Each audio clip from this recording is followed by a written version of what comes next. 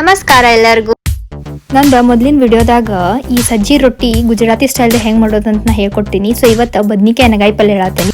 ಒಂದು ಬೊಗನಿ ಒಳಗೆ ಶೇಂಗಾಕಾಳು ಹಾಕೋರಿ, ಜೀರಿಗೆ ಹಾಕ್ರಿ, ಮ್ಯಾಗ ಬಿಳಿ ಎಳ್ಳು ಹಾಕ್ರಿ, ಚಂದ ಹುರ್ಕೋರಿ. ಆಮೇಲೆ ಹಸಿ ಕೊಬ್ಬರಿ ಹಾಕೊಂಡು ಒಂದು ಚಂದ ಹುರ್ಕೊಂಡು ಆದ್ಮೇಲೆ ಒಂದು ಸ್ವಲ್ಪ ತಣ್ಣಗಾದ್ಮ್ಯಾಗ ಅದನ್ನ ಮಿಕ್ಸಿಗೆ ಹಾಕೊಂಡು ಅರಿಶಿನ, ಕೆಂಪು ಖಾರ, ಉಪ್ಪು, ಆಮೇಲೆ ಶುಂಠಿ, ಬೆಳ್ಳುಳ್ಳಿ, ಆಮೇಲೆ ಒಂದು ಗರಂ ಮಸಾಲ ಒಂದು ಚಮಚ ಹಾಕೋರಿ. ಆಮೇಲೆ ಬೆಲ್ಲ, ಹುಂಚಿಕಾಯಿ, ಆಮೇಲೆ ಕೊತ್ತಂಬರಿ, ಆಮೇಲೆ ಸ್ವಲ್ಪ ನೀರು ಹಾಕಿಬಿಟ್ಟು ಅದನ್ನ ಚಂದಗ ಮಿಕ್ಸ್ ಮಾಡೋದು. ಪೂರಾ ಪೇಸ್ಟ್ ಅಂತೂ ಮಾಡ್ಕೋಬೇಡ್ರಿ ಅದನ್ನ. ಆಮೇಲೆ ಬದ್ನಿಕಾಯಿ ಹೆಂಚಿ ಇಟ್ಕೊಂಡು ಈ ಥರ ಅದ್ರ ಒಳಗೆ ಅದನ್ನೆಲ್ಲ ತುಂಬ್ರಿ ಚಂದಗ.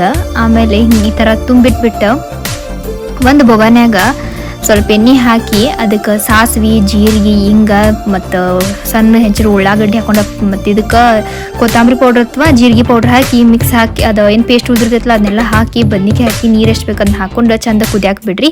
ಈ ವಿಡಿಯೋ ನಿಮ್ಗೆ ಸರಿದ್ರೆ ಲೈಕ್ ಮತ್ತು ಸಬ್ಸ್ಕ್ರೈಬ್ ಮಾಡೋದು ಮಾತ್ರ ಮರಿಬೇಡ್ರಿ.